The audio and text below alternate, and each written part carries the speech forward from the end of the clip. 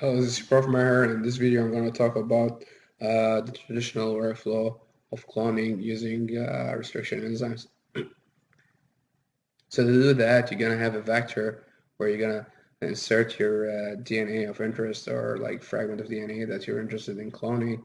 And you're going to get the fragment that you're going to clone from certain source by using a PCR amplification, as we discussed before about primer design, that you can design primers to get any fragment of DNA you would like to clone. Okay, but before that, like in traditional cloning, for example, you need to add something to the primer, and these things are going to be like the recognition site of the primer in addition to a lead sequence for restriction enzyme to do this activity. Okay, so you're gonna add two recognition sites on the sides of the DNA of interest, and these recognition sites are going to be cut by an enzyme. At the same time, these recognition sites are supposed to be available also on the MCS, which is a multiple cloning site of a vector.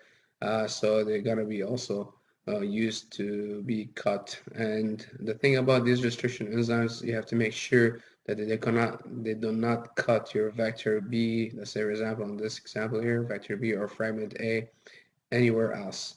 So it has to do no cuts for the amplicon here, okay?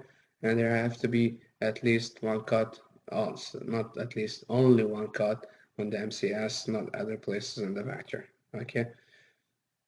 And so the workflow continues. After you select your enzymes were supposed to be uh, selected.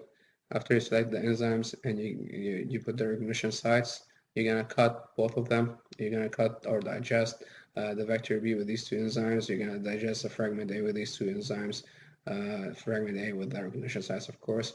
And then you're gonna make a reaction called ligation, and you're gonna ligate these two together to form the assembled DNA.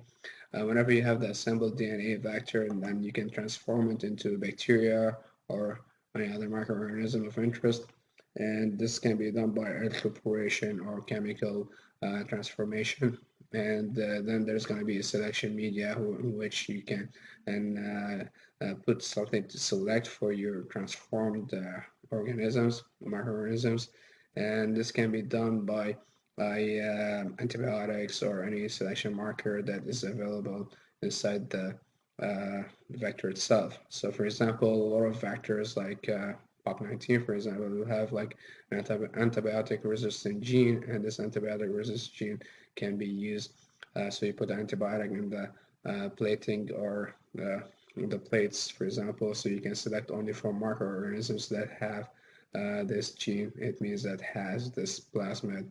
It means probably it has that plasmid and it has the clone gene. Okay, so selection is going to be by antibiotics mainly with most vectors. So this is the general scheme or general workflow of the traditional cloning. We're gonna go step by step to check each and every step. What are requirements? What are the difficulties? What are considerations that has to be taken in the next videos.